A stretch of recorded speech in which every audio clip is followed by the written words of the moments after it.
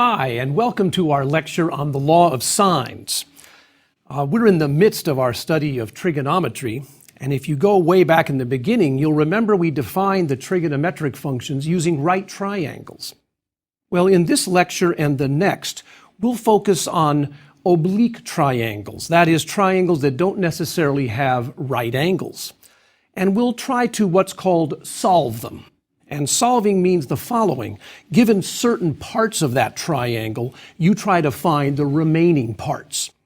And there are two main theorems for this as a tool for solving these triangles.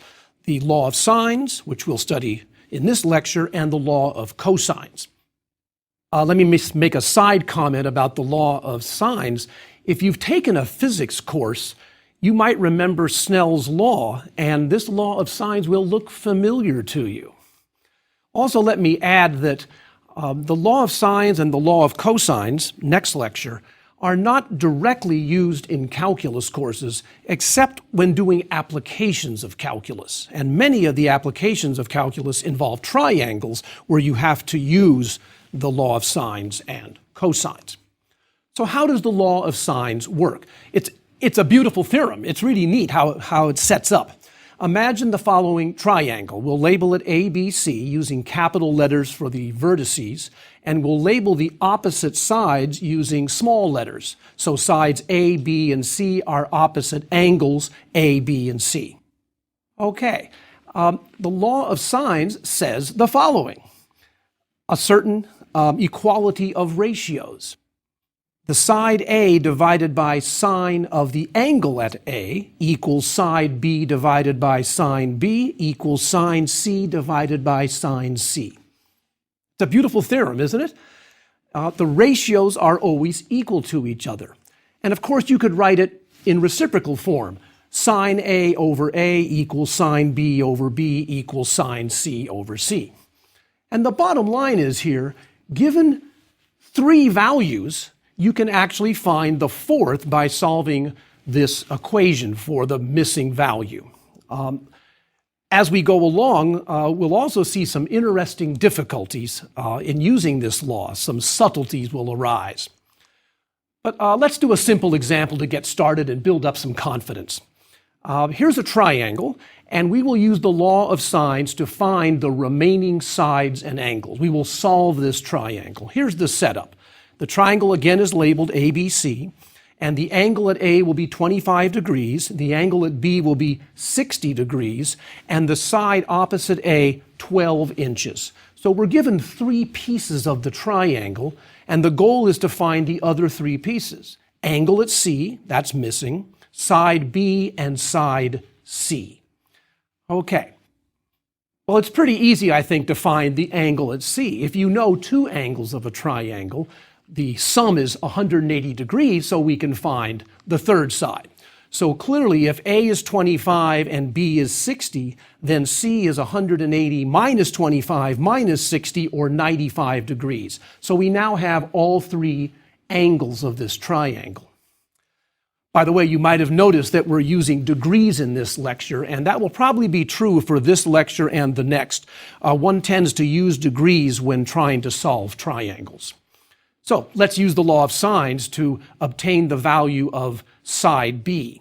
B over sine B equals A over sine A. That's a piece of the law of sines. Solving for B, we have B equals A over sine A times sine B. Plug in the values. A is 12. Angle A is 25 degrees, so the denominator is sine of 25 degrees, and all of that is times sine 60 degrees, the sine of angle B. And then on a calculator, you punch all that in. You should be in the correct mode, of course, in degree mode, and you obtain about 24.59 inches. And then you do the same for side C. A over sine A times sine C. Plug in the numbers, 12 divided by sine of 25 times sine of 95. Punch it on your calculator. You obtain about 28.29 inches. And we've solved this triangle approximately. We have to deal with approximations in this lecture and the next. And you see that we have all three sides and all three angles. Let's do a quick application. kind of a fun application.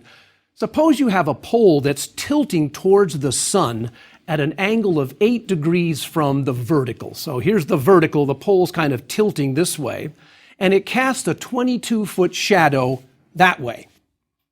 And suppose also that the angle of elevation from the tip of the shadow to the top of the pole is 43 degrees. How long is the pole?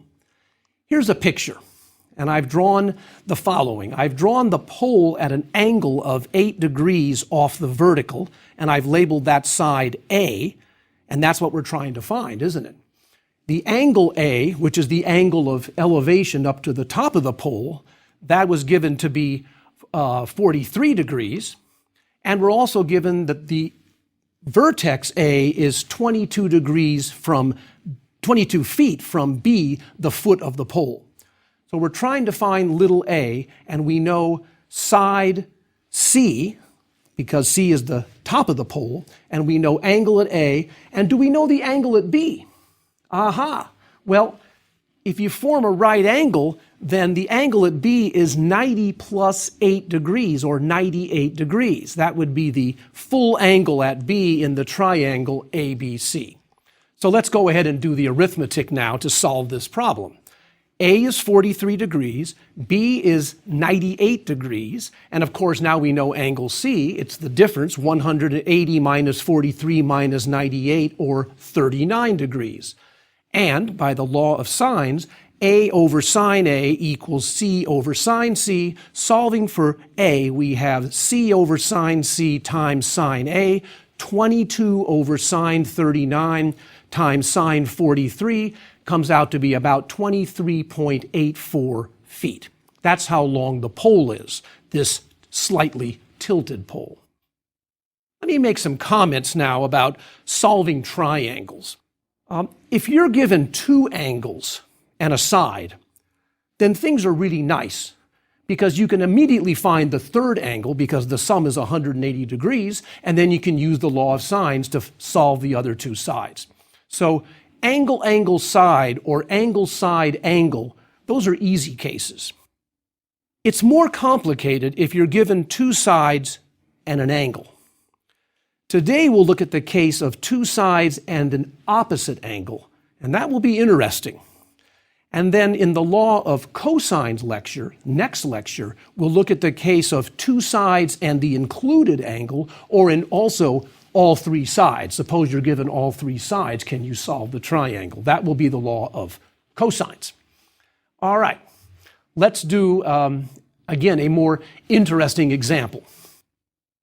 Here's the setup. A will be 22 inches, B will be 12 inches, and the angle at A, 42 degrees. So here I've drawn the picture. A is 42 degrees. The angle at A is 42 degrees. The angles at B and C are unknown. The side opposite A is 22, and the side opposite B is 12. Let's solve this triangle. Okay. We use the law of sines. Sine B over B equals sine A over A. So sine B equals B times sine A divided by A. Plug in the characters. 12 sine 42 over 22 equals approximately 0.36498. I did that on my calculator, of course. All right, so here's one of the interesting points. We know what sine B is. What's B? Well, we have to use the inverse sine key on our calculator. Knowing the sine, can we find the angle itself? And it turns out to be about 21.41 degrees. And then angle C would be the difference of the two known angles, 180 minus 21.41 minus 42. So C's a large angle, 116.59 degrees. And finally, the only missing character is side C, A over sine A times sine C. Plug in those numbers. I think you're getting the picture. 22 divided by sine 42 times sine of 116.59, and that yields about 29.40. So you see in the picture again, C is the largest angle, and the side opposite, of course, is the largest. Okay. Let me show you an example now that's quite interesting to me. It's a triangle that we'll try to solve, and we won't be able to, and wait to see why. Let's try to solve the following triangle. Suppose A is 15 inches, B is 25 inches, and the angle at A is 85 degrees. Here I've kind of attempted to draw a picture. There the angle is 85 degrees, and the side B is 25, and the side opposite A is 15, but I haven't extended it all the way. You'll see in a minute why. Let's try to use the law of sines in this setup. Sine B over B equals sine A over A. So sine B is B sine A divided by A. Plug in. Here we go. 25 times sine 85 divided by 15. Punch it on my calculator. What do I get? 1.6603 approximately. The sine of B is about 1.66. Uh-oh, that's bigger than 1. There is no angle B such that the sine is bigger than 1. No such triangle exists. Isn't that an interesting case? So you can't just arbitrarily throw down some numbers and expect to get a triangle. There's no triangle with these dimensions. All right, let's now show what I think is the most interesting case. And remember what interesting means in my mind, the most difficult case. Here we'll see some data that gives rise to two possible cases. It's really interesting how you can get two triangles out of this data. So here's the setup. We've got A to be 2, B square root of 12, which is about 3.4641, and the angle at A is 30 degrees. So there's the setup. A is 2, B is the square root of 12, and the angle at A is 30 degrees. All right, let's use the law of sines, of course. Sine B over B is sine A over A. So sine of B will be B sine A over A. We know all three characters. Square root of 12 times sine 30 divided by 2. And that turns out to be 2 square roots of 3. Now I know the exact value of sine 30. Sine 30 is a half. Let's pause there for a minute. Sine of 30 is a half. That dates way back to our beginning lectures on trigonometry. I'm not necessarily using a calculator on this, although I could, and it would give the answer of a half. But this is one of the angles we know. The sine of pi over 6, or 30 degrees, is a half. And that's all divided by 2. Do some cancellations, and you're left with sine B equals square root of 3 over 2. Okay, sine of B is square root of 3 over 2. Let's go back to some fundamentals. Can you think of an angle whose sine is square root of 3 over 2? And again, this is one where we know the exact values. Sine is square root of 3 over 2. Right, 60 degrees. The sine of 60 is the square root of 3 over 2. Bonus question. Can you find a second angle less than 180 degrees? Because we're talking about a triangle here. Can you think of a second angle that has sine square root of 3 over 2? Right. 120 degrees also has sine square root of 3 over 2. Now, you wouldn't get that using the inverse sine key on your calculator because it would only give back the first one. But in terms of triangles, there are two angles floating around here, 60 degrees and 120 degrees, and both satisfy the equation sine B equals square root of 3 over 2. So what does that mean for us? That means that we have two possible triangles that meet the criteria of this data. We have two triangles. Let's explore each one in turn. Here's the first one. A is 2, remember. B is square root of 12. The angle at A is 30. That's true for both triangles. But now the angle at B is 60 degrees. Here's a picture of that situation. See, the angle at A is 30. Square root of 12 is one side. 2 is the side opposite angle A. And it turns out that because B is 60, C is 180 minus 30 minus 60, or 90 degrees. The angle at C is a right angle. This is a right triangle. Isn't that cool?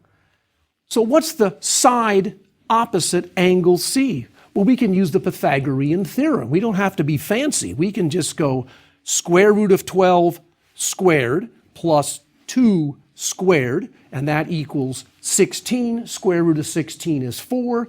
Now we have all three sides. Square root of 12 and 2 are the legs, hypotenuse 4. And by the way, what's the angle at B? 60 degrees, and in fact it adds up to 180. Okay, we've solved this triangle. But remember, there was a second solution here. It turned out that the angle could also be 120 degrees at B. So here's a picture of that situation. Again, the angle at A is 30 degrees. The side opposite is 12. The angle at B is 120, and the side is still the square root of 12. So let's finish off the problem. A is 2, B is square root of 12, angle is 30 at A, angle is 120 at B, so C equals the difference, 180 minus 30 minus 120, or 30 degrees. Isn't that interesting? The angle at C is the same as the angle at A. We have an isosceles triangle, don't we? Oh, okay, so the side AB, the side opposite angle C, is 2, equal to the other side of 2. And so this is a second triangle that satisfies the original data. And if you superimpose this triangle on the previous triangle, you'll see how they fit together. This is the so-called two-case situation with the law of sines. And you have to be careful when this happens that you might have actually two triangles that meet the original setup. Okay, why don't you be the teacher for a moment? Let's pause here for a moment, because that was a pretty hard example, I think. Why don't you be the teacher? Student comes up to you and says, "Oh, I really like this law of sines, Professor. Can I even use it on right triangles?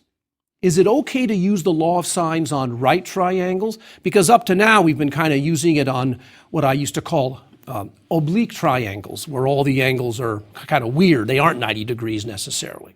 So would it be okay to use it on a right triangle?" Well, I think so. In fact, let's see what happens. Here's a right triangle, ABC. I put the right angle at C in the usual labeling. What would the law of sines tell us about this situation? Well, let's look at A and C. Sine of A divided by A would be sine of C divided by C, and C is 90 degrees, so it's sine 90 divided by C. And what's the sine of 90 degrees? Oh yeah, that's 1. So that's 1 over C. And solving now, moving the A to the other side, you have sine A equals A over C. Let's look at the picture again. Sine A equals A over C. Wow, that's the original definition of the sine function, opposite over hypotenuse. So sure, you can use the law of sines on a right triangle, but you could also use basic trigonometry on a right triangle. It might be a little bit easier. All right. It turns out that the law of sines has lots of applications. As I mentioned, it's related to Snell's law in physics. It also can be used to develop a fairly convenient formula for finding area of triangles. You're familiar with the usual formula, area equals 1/2 base times height of a triangle. Well, let's develop a different formula. It's kind of neat. I think you'll like it. So here's the setup. Here's a triangle, ABC, our usual setup in this lecture.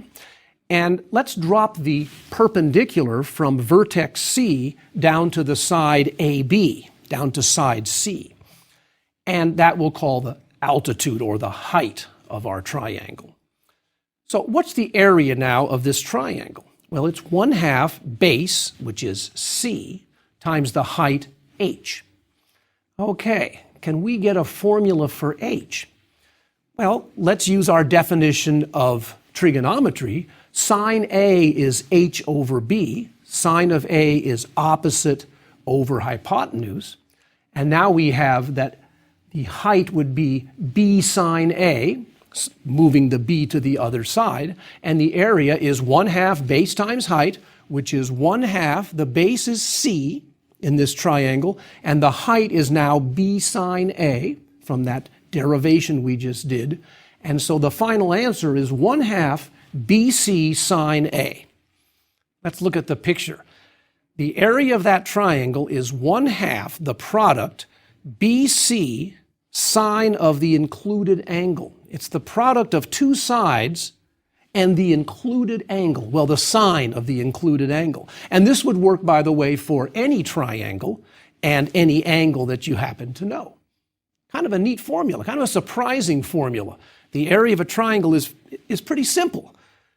The product of two sides times the sine of their included angle, all divided by 2, of course. Okay, let's do an application. Here's a triangular lot. It's got an angle of 102 degrees.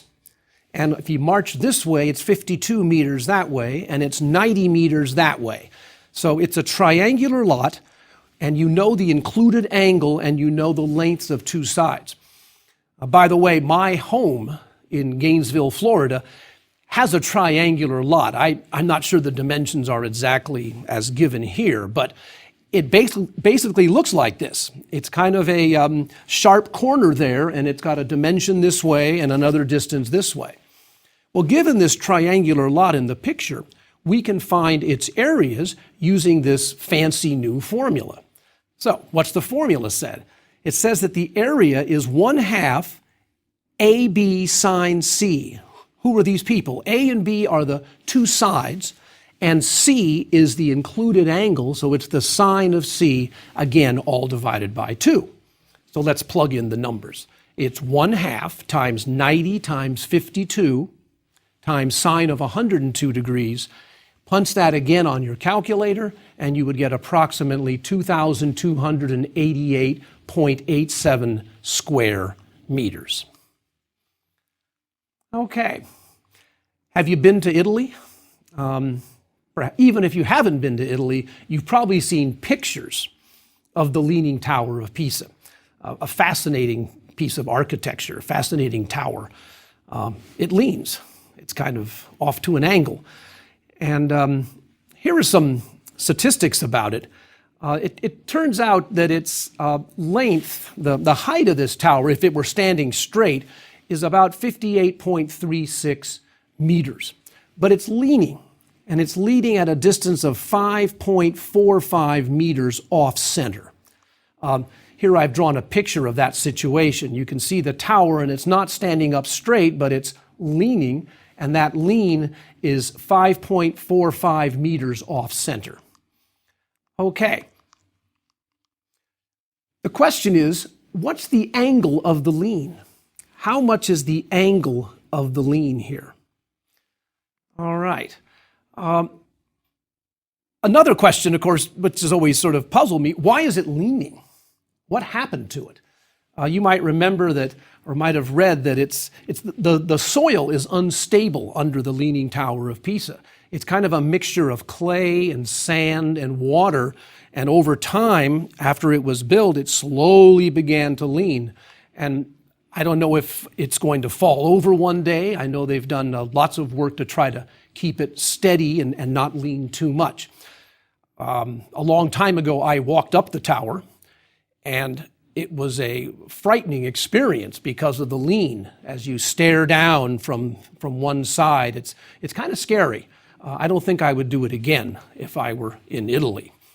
But again, here's our picture.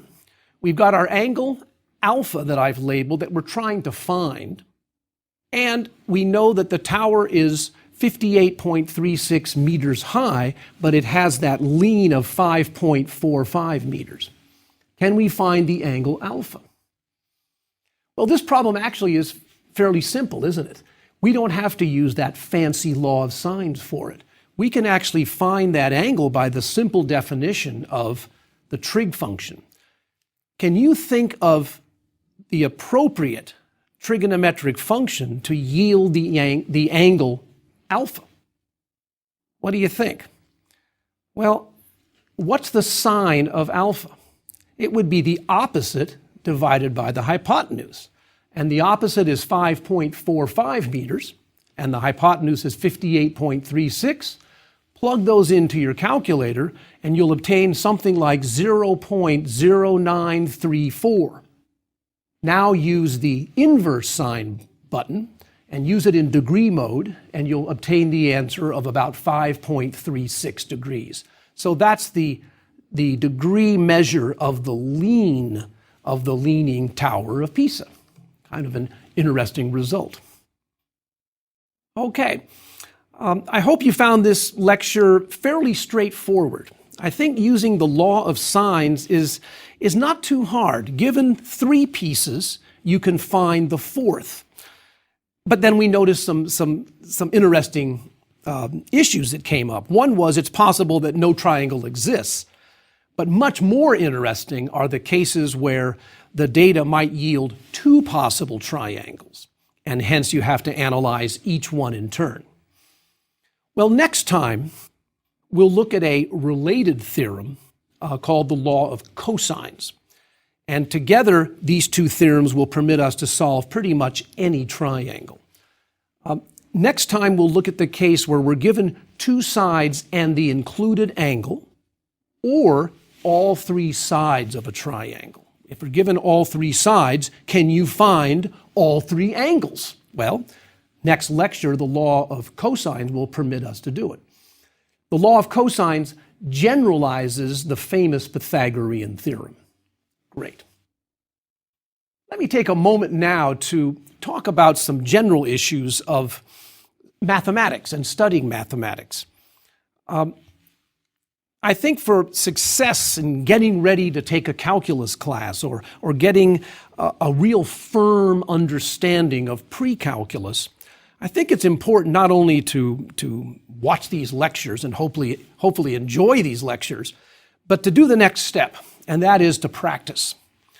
Please look at the workbook when you have some free time, and generally there are 10, 11 exercises per lecture that correspond to the examples I've done here in the lecture, and they kind of reinforce the ideas that we've talked about.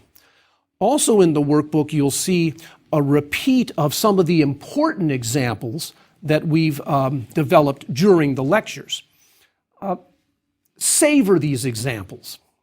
I like to tell my students to not only just watch the lecture and to read the examples, but to write them out fresh. Write them out as if you were learning them for the first time. I think I've mentioned before, but I'm a firm believer that as you're writing mathematics, a lot of learning comes up the arm and into the brain. Remember, math is not a spectator sport. You won't learn a lot of mathematics, I don't think, if you just watch other people do mathematics. Fine, it's fun to watch me, I hope. But the real learning takes place if you become the teacher, if you do the mathematics, rather than just observe me doing them. One of the things I require of my students, for instance, when they take my classes, is that they rewrite their lecture notes. So they go to class and they take notes from my lectures, and then I say, look, why don't you spend some time rewriting them? In fact, I encourage them to rewrite them in a group so they can talk among themselves about what they just saw in lecture. And what they discover is that as they're rewriting it, there are many points which they didn't fully understand during the lecture. And so that rewriting process triggers some good questions like, whoa, wait a minute. And then they can go back and look at the lecture, or you could go back and look at the video and say, oh yeah, that's what Professor Edwards said. He said that. And it makes that you develop a set of notes that can be very valuable as you move on and study more mathematics. So, enough talking about study skills in mathematics. I invite you to tune in for the next lecture. It'll be on the law of cosines. It'll be a lot of fun, and I can't wait to see you. Bye-bye.